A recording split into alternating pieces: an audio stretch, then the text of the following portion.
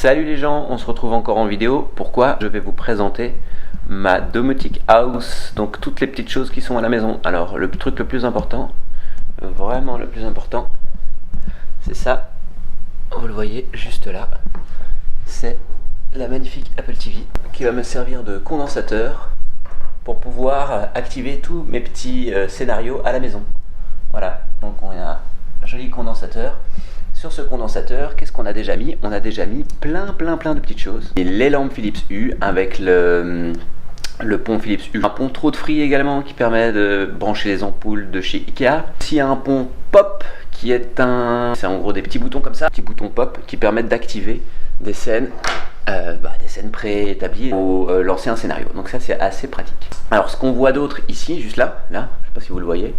Voilà, oui, une petite caméra qui permet d'avoir des retours vidéo dans l'application, de manière à avoir une petite idée de ce qui se passe à la maison. Je vais vous montrer ce que ça donne sur l'iPad tout de suite. Voilà l'iPad, on ouvre l'iPad, l'application maison, et on retrouve l'ensemble des infos. Donc on remarque qu'il y a 81% d'humidité dans le jardin, que l'interrupteur d'intelligence artificielle est allumé et qu'on a 9 lumières allumées. Donc on va pouvoir reprendre l'ensemble de toutes les lumières. Les capteurs, donc on a ici une information de température, les lumières de l'entrée, les lumières du salon. Donc par exemple on va allumer les appliques du salon, hop, voilà, attention, si je l'éteins, pouf, vous voyez que c'est complètement instantané, pouf, c'est vachement cool, moi je trouve ça plutôt sympa, voilà. Et donc ça c'est toutes les choses, donc vous avez un récapitulatif, l'ensemble de toutes les pièces, et vous allez retrouver dans le bas l'ensemble des caméras. Donc vous trouvez la première caméra ici qui est la caméra que je vous ai montré tout à l'heure, une caméra qui se trouve dans le hall d'entrée et une caméra qui se trouve dans le salon qui elle pour l'instant est éteinte. Évidemment il y a moyen de voir toutes les pièces une par une. Donc là on a le jardin, dans le jardin il y a une applique qui de facto est allumée, ce qui n'est pas normal, donc on va éteindre la lumière, c'est une bonne chose. On a la température extérieure, on a le degré d'hygrométrie, on a la couverture nuageuse, la course du soleil qui est aujourd'hui là maintenant à 53% de sa course, et on a des forecasts, les minimums et les maximums prévus pour aujourd'hui. Voilà, alors donc toutes ces petites choses là, à part l'applique, c'est juste un plugin supplémentaire qui va pouvoir générer une sorte de station météo virtuelle. D'ailleurs, je vais vous faire un petit article là-dessus sur le blog, ce sera vachement intéressant. Ici, alors voilà, donc ça c'est carrément... Là, on a été très fort. Là, on parle clairement d'automatisation complète de la toilette des enfants. À peu près 9 fois sur 10, quand je passais devant, et je passais pas souvent devant parce que c'est la toilette qui est du côté de la chambre des enfants, la lumière était allumée. Et bien, on a mis un petit capteur, une lampe, et on a fait quelques petits scénarios. Donc, quand on détecte du mouvement dans la toilette, la lumière s'allume, et dès qu'on ne détecte plus de mouvement, la lumière s'éteint toute seule. Alors, évidemment, on a poussé le vis un petit peu plus loin, et on a également profiter de la domotique pour changer le niveau d'éclairage. Donc vous voyez que on a une toilet kit for day, on a la même chose pour la nuit et on a une veilleuse. Donc ça nous permet en fonction de l'heure de la journée d'activer tel ou tel scénario et qui permet d'avoir une lampe plus agréable. Donc en veilleuse on va avoir une lampe très faible de manière à pas agresser l'œil qui sort d'une zone complètement noire de nuit. Voilà. Donc on a aussi la vanne thermostatique dans la chambre des enfants, donc ça c'est hyper pratique. Ça permet d'avoir une idée de la température qu'il fait dans la chambre et de ne pas chauffer quand il faut pas chauffer. Donc comme les enfants sont pas toujours là, aujourd'hui les enfants ne sont pas là, donc on est en mode bonne nuit et ça ne chauffera donc pas dans la chambre des enfants, ce qui est plutôt pratique. On trouve ici notre chambre qui n'a pour le coup qu'une lampe, qui nous permet d'avoir de la lumière. On a aussi un petit interrupteur, comme je vous ai montré tout à l'heure, dans la chambre qui permet d'allumer et d'éteindre la lumière de la chambre. Dans la salle de jeu, pareil, on a des appliques. Donc là, c'est un peu plus compliqué. Pareil, je vous en parlais déjà dans un autre article du blog. C'est les lampes trop de free qui sont branchées dans la salle de jeu. Et en plus de ça, on a pris un détecteur de mouvement trop de free. Donc là, je vous explique comment un peu hacker le système de manière à ne pas juste avoir des lampes qui s'allument quand les gens passent devant le truc, mais que ce soit en fonction de l'heure, tout ça. Donc il y a des petits tips and tricks que je vous expliquais. Si ça vous intéresse, dites-le dans les commentaires et je vous ferai des vidéos spécifiques sur le sujet. Alors dans la cuisine, qu'est-ce qu'on a? On a les 9 lampes au plafond, 6 lampes au plafond, donc frontline, backline, ce qui permet de différencier par groupe de 3. Donc je peux allumer, éteindre la cuisine tout en même temps, ou juste la ligne de devant, juste la ligne de derrière. On a aussi un capteur de fumée de chez Nest qui est intégré via un HomeKit. Donc on voit le Carbon Monitor et Smoke. Et en plus de ça, on a aussi un capteur à la porte du jardin. Alors ça c'est très pratique, donc en gros si c'est le soir, vous ouvrez la porte du jardin, la lumière va s'allumer pour 2 minutes.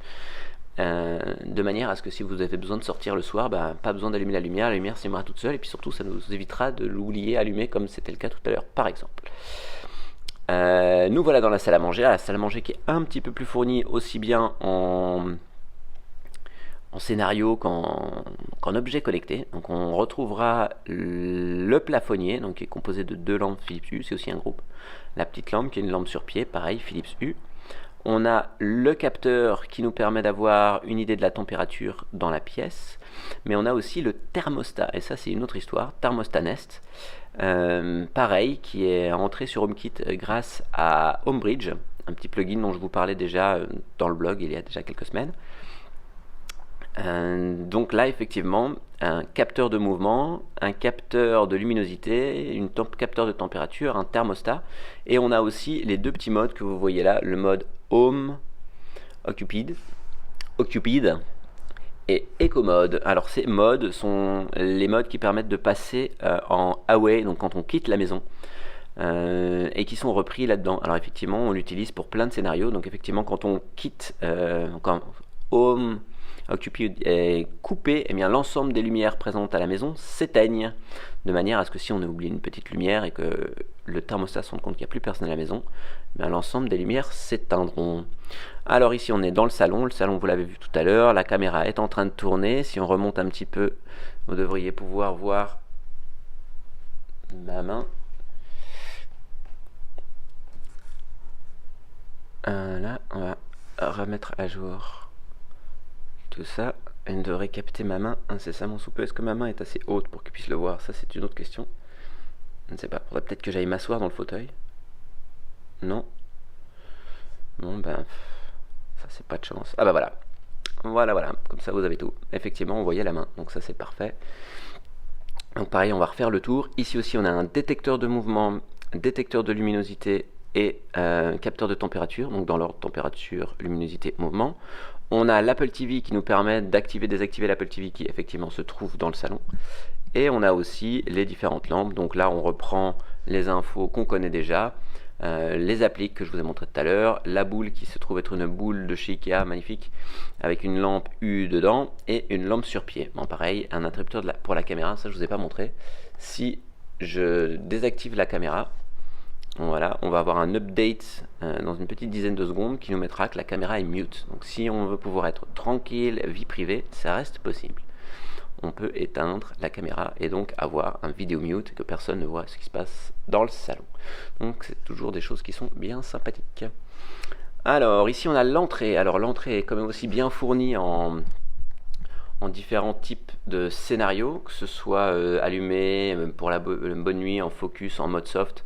Donc il y a pas mal de trucs qui sont prévus. Pareil, on a un capteur qui nous informe de la température, de la luminosité et un capteur de mouvement. On retrouvera aussi des boutons de chez Philips Hue, donc c'est un ensemble de 4 boutons qui sont dans l'entrée qui permettent d'allumer et d'éteindre les lumières. Donc il y a un bouton d'extinction générale de la maison, un bouton pour allumer, et puis des boutons qui permettent de choisir des modes pour la maison, donc soirée ou soft, de manière à pouvoir profiter au maximum, en tout cas de la meilleure des manières, de la, comment est-ce qu'on va dire ça, de la flexibilité de la domotique. Voilà.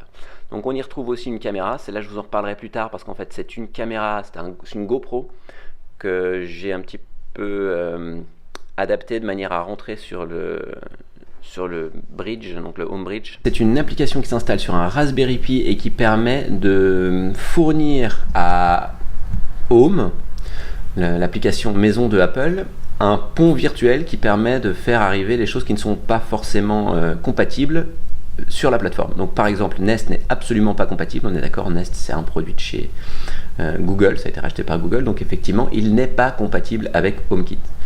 Mais grâce à HomeBridge, vous allez pouvoir acquérir d'autres petits contenus. Les thermostats Nest, toutes les caméras IP peuvent passer par là aussi. D'ailleurs, les différentes caméras qui sont présentes sont connectées en IP, que ce soit la GoPro de l'entrée de caméra de la salle à manger. Ouais, cet Homebridge, c'est vraiment le cœur de mon installation, parce que j'ai créé plein de petits scripts supplémentaires du type d'intelligence artificielle, tout ça, des interrupteurs qui me permettent d'activer, désactiver des caméras.